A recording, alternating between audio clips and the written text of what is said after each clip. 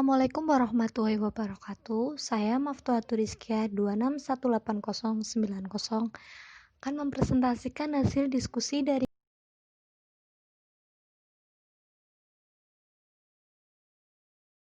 pengertian Khawarij. Kata Khawarij berasal dari bahasa Arab yaitu kharaja, orang yang keluar.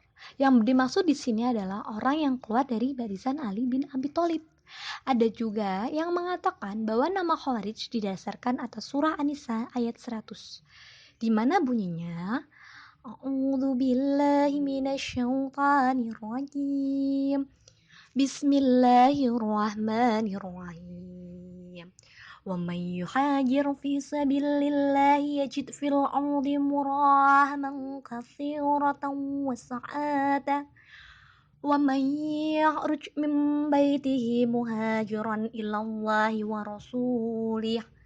ورسوله ثم يدركه الموت فقد وقع أجره على الله وكان الله غفورا رحيما. Dan barang siapa berhijrah di jalan Allah, niscaya mereka akan mendapatkan di bumi ini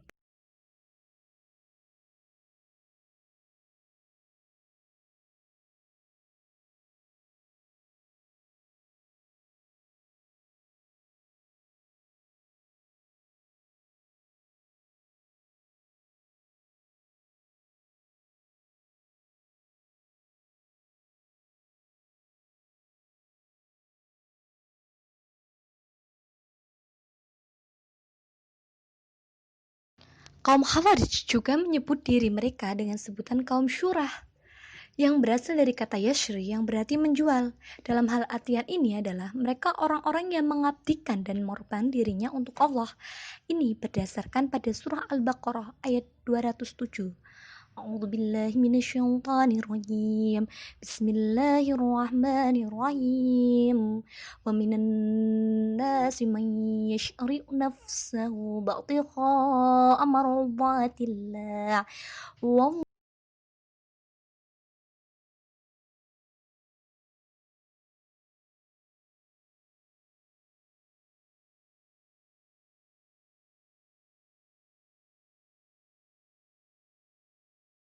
Nama lain dari kaum Khawarij adalah kaum Haruriyah, nama sebuah desa tempat mereka berkumpul setelah menyatakan keluar dari golongan Ali bin Abi Thalib, yaitu desa Harura, satu desa yang terletak di dekat kota Kufah di Irak. Nama itu disebut juga dengan Haraura, menurut ejaan yang diberikan oleh Yakut.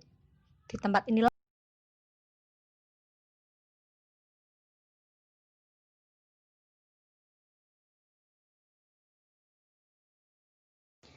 selain itu, ada lagi nama yang diberikan kepada kelompok Khawarij ini, yaitu Al-Muhakimah. Nama Al-Muhakimah berasal dari semboyan mereka yang terkenal la hukma illallah lillah, tiada hukum kecuali hukum Allah, atau la hakama illa Allah, tidak ada pembuat hukum kecuali Allah.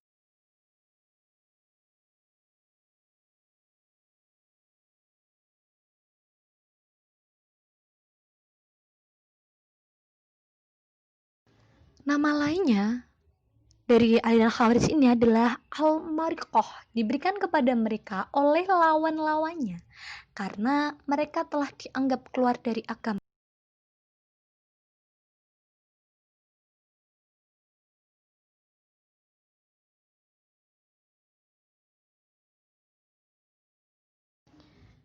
Berikutnya adalah ciri-ciri aliran. Yang pertama yaitu bersifat fanatik. Mereka bersifat fanatik dalam paham dan tidak Berikutnya adalah mudah mengkafirkan.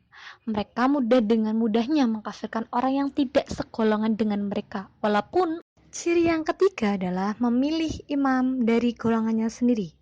Karena pemerintahan dan ulama yang tidak sepaham dengan mereka adalah sesat menurut mereka, maka mereka memilih imam dari golongan. Ciri berikutnya adalah mengembalikan orang yang tersesat. Orang-orang Islam yang tersesat dan telah menjadi kafir itu perlu dibawa kembali ke Islam yang sebenarnya. Dan yang kelima adalah Islam yang benar menurut mereka adalah Islam yang mereka pahami dan amalkan. Islam sebagaimana yang dipahami dan diamankan, golongan Islam lain itu tidak benar menurut mereka. Assalamualaikum warahmatullahi wabarakatuh. Saya Manai Ali Muhammad, NIM 2618079. Di sini saya akan mempresentasikan hasil presentasi kami dari kelompok 2, yaitu poin doktrin-doktrin Khawarij. Kelompok Khawarij menggunakan doktrin Al-Quran dan doktrin agama dalam membangun fanatismenya. Mereka akan memanfaatkan sentimen ekstrim kepada sebagian kaum muslimin yang kurang berilmu dan tidak berdaya. Kemudian mereka menafsirkan Al-Quran secara menyimpang. Dengan ini, mereka menghasut orang-orang untuk berani melakukan pembantaian. Agar motivasi mereka terbangun dengan baik, Khawarij selalu membangun opini surga para pengikutnya. Jika mati akan mendapatkan balasan surga. Dengan demikian, secara mental, mereka mempersiapkan para pengikutnya untuk siap membunuh atau terbunuh.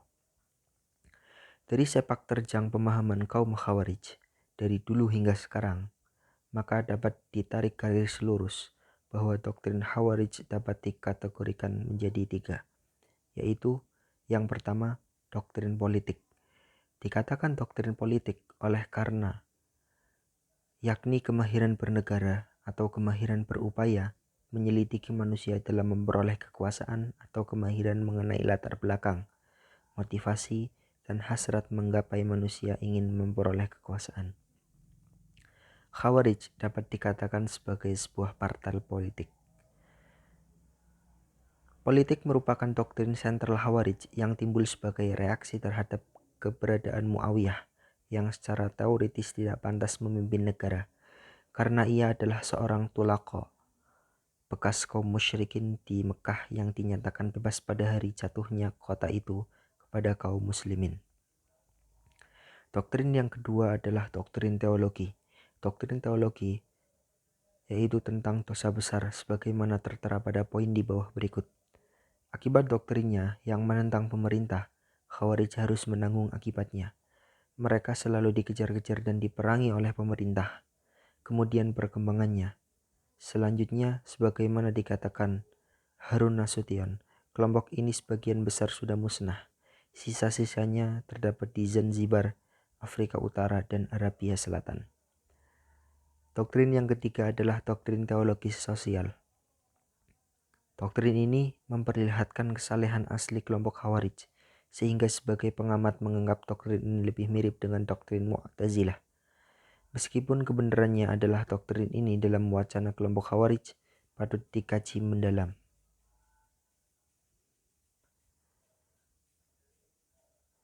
Rasulullah bersabda bahwa akan munculnya di akhir zaman suatu kaum yang mereka terdiri dari anak-anak muda, berpikiran dangkal, berkata dengan perkataan yang indah, membaca Al-Quran yang hanya sebatas kerongkongan mereka saja. Mereka keluar dari agama Islam seperti anak panah yang melesat dari busurnya. Apabila kalian menjumpai mereka, maka bunuhlah, karena membunuh mereka memiliki pahala pada sisi Allah pada hari kiamat. Abu Sa'id Al-Khudri berkata kepada Rasulullah SAW, sesungguhnya dia memiliki teman-teman yang saleh. Seorang dari kalian akan merasa minder dengan salatnya jika dibandingkan dengan mereka dan saumnya jika dibandingkan dengan saum mereka. Ajaran pokok aliran Khawarij. Ajaran-ajaran pokok fikr Khawarij ialah khilafah, dosa, dan imam. Pandangan firqah Khawarij terdapat pada Khalifah Sayyidina Ali dan Muawiyah. Adalah asal mula ajaran Khawarij adalah hal-hal yang berkaitan dengan khalifah. Mereka berpendapat sahnya Khalifah Abu Bakar dan Umar karena sahnya pemilihan keduanya dan sahnya Khalifah Utsman pada beberapa tahun awal pemerintahannya. Sekalipun asal mula gerakan Khawarij itu masalah politik semata, namun kemudian berkembang menjadi corak keagamaan. Mereka berwatak keras tanpa perhitungan taktik strategi, tanpa berpikir panjang atas kekuatan yang ada pada dirinya, kekuatan yang ada pada pihak lawan. Kemudian menurut golongan Khawarij, imam itu bukan hanya membenarkan dalam hati dan ikrar lisan saja, tetapi amal ibadah menjadi bagian dari imam. Barang siapa tidak mengamalkan ibadah, amal bir arkan, seperti sholat, puasa, zakat, dan lain-lain, maka kafirlah dia. Adapun menurut pendapat lain bahwa pokok-pokok ajaran Khawarij dibagi menjadi 3 bidang, yaitu bidang teologi. Yang kedua dalam bidang ketatanegaraan. Di bidang teologi, orang mukmin yang berbuat dosa besar, murtakib al-kabair atau capital sinner adalah kafir dan telah keluar dari Islam dan wajib dibunuh. Ibadah termasuk rukun iman, maka orang yang tarikus shalah dinyatakan kafir. Anak-anak orang kafir yang mati waktu kecilnya juga masuk neraka. Di dalam bidang ketatanegaraan, kaum Khawarij lebih bersifat demokratis karena syarat untuk menjadi pemimpin umat tidak harus dari ahlu bait Rasul dan berbangsa Quraisy. Siapapun bisa asal disepakati bersama. Hanya saja ada syarat kualitas kepribadian, yakni harus seorang yang wira', zuhud, takwa, tidak berbuat dosa dan kesalahan. Boleh tidak mematuhi aturan-aturan kepada negara bila ternyata ia yang zalim. Assalamualaikum warahmatullahi wabarakatuh. Saya di sini Eko Yulianti, NIM 2617056. Di sini saya akan menyampaikan sekte-sekte Khawarij dan tokohnya. Di dalam sekte-sekte Khawarij terbagi menjadi ada 6 sekte atau 6 tokoh. Yang pertama yaitu Al-Muhakimah. Al-Muhakimah adalah golongan Khawarij yang terdiri dari pengikut asli dari Ali bin Abi Thalib yang memisahkan diri dari kelompok Ali karena tidak menyetujui tahkim pada penyelesaian perang Siffin. Yang kedua, Al-Azariqoh. Al-Azariqoh adalah yang terjadi di perbatasan antara Irak dan Iran setelah kehancuran Al-Muhakimah dengan khalifahnya Abu Rashid Hanafi Ibnu Al-Farak. Sebagai golongan Khawarij terbesar yang paling berbahaya, sekte ini berhasil dibendung oleh Mu'halib Ibnu Abi Sufrah. Orang-orang yang masuk ke dalam lingkungan kekuasaan mereka dan mengaku pengikutnya akan diuji, mereka harus membunuh seorang tawanan untuk membuktikan bahwa ia termasuk ke dalam golongan mereka. Yang ketiga yaitu Al-Najat. Nama golongan ini dinisbahkan kepada pemukanya yaitu Najat Ibnu Amir Al-Hanafi, penguasa Yamah dan Bahairin. Lahirnya sekte ini sebagai reaksi terhadap pendapat Nafi, pemimpin Az-Zariqoh, yang terlalu ekstrim tentang musyriknya pengikut Az-Zariqoh. Yang selanjutnya ada Al-Ajaridah. Nama Al-Ajaridah diambil dari nama pemimpin mereka yaitu Abdul Karim Ibnu Ajarid, salah satu teman dari Athiqa Al-Hanafi. Pemahamannya lebih lunak dari pemahaman sebelumnya. Menurut mereka, berhijrah bukanlah kewajiban, tapi hanya sebuah kebijakan saja dan harta rampasan hanyalah harta orang yang telah mati terbunuh.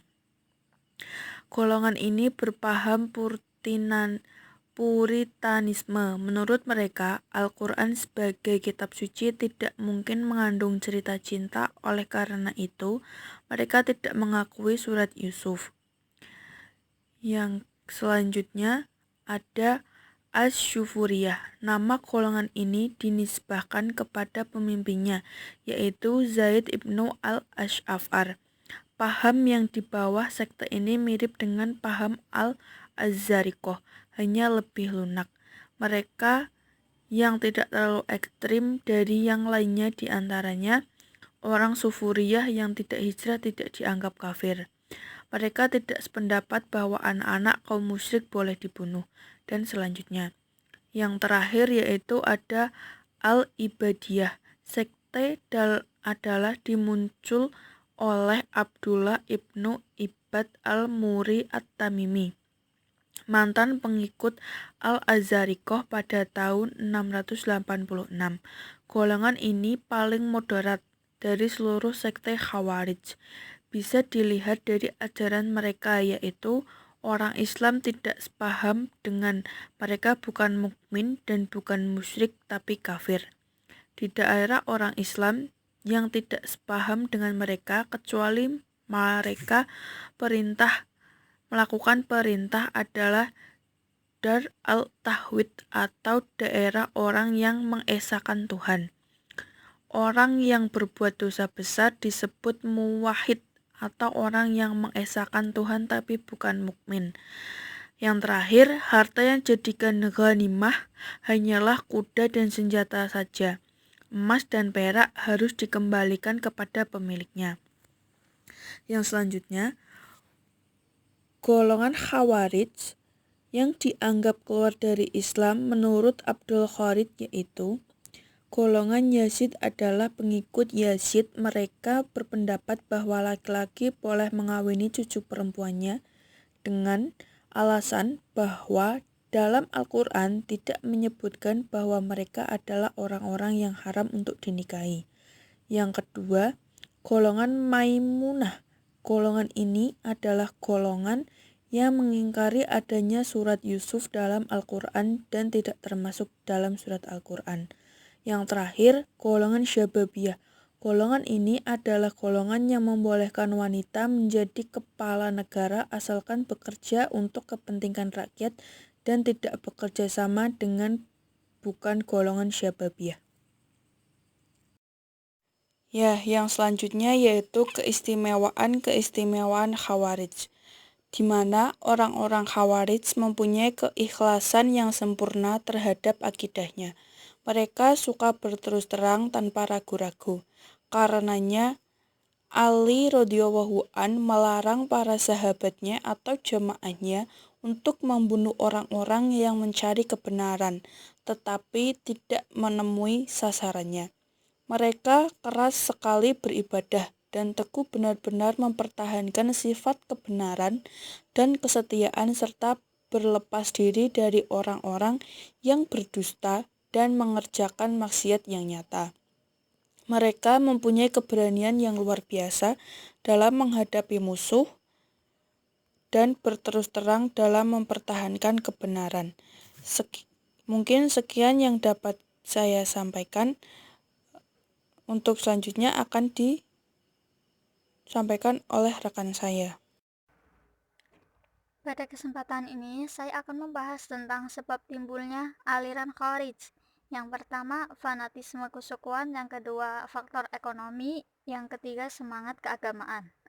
Yang pertama, fanatisme kesukuan merupakan satu dari sebab-sebab munculnya Khawarij. Fanatisme kesukuan ini telah hilang pada zaman Rasulullah dan Abu Bakar serta Umar.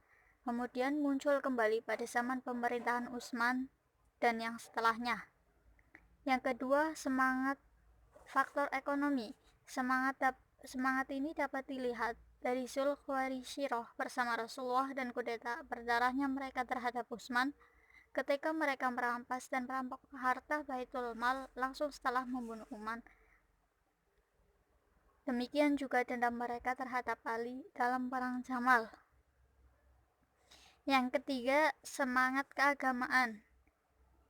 Ini juga merupakan satu penggerak mereka untuk keluar memberontak dari penguasa yang absah. Ali sebenarnya sudah mencium kelicikan di balik ajakan damai kelompok Muawiyah, sehingga pada mulanya Ali menolak permintaan itu.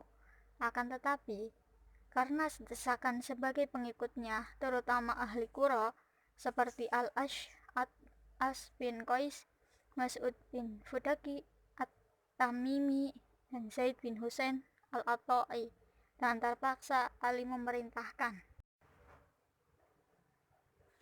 Selanjutnya, sejarah timbul dan perkembangan Khawarij. Khawarij merupakan aliran teologi pertama yang muncul dalam dunia Islam. Aliran ini mulai timbul pada abad ke-1 Hijriah, abad ke-8 Masehi pada masa pemerintahan Ali bin Abi Thalib, khalifah terakhir dari Al-Khulafa'ur Rasyidin. Kemunculannya dilatar belakangi oleh adanya pertikaian politik antara Khalifah Ali bin Abi Thalib dan Muawiyah bin Abu Sufyan yang menjabat gubernur Syam atau Damaskus.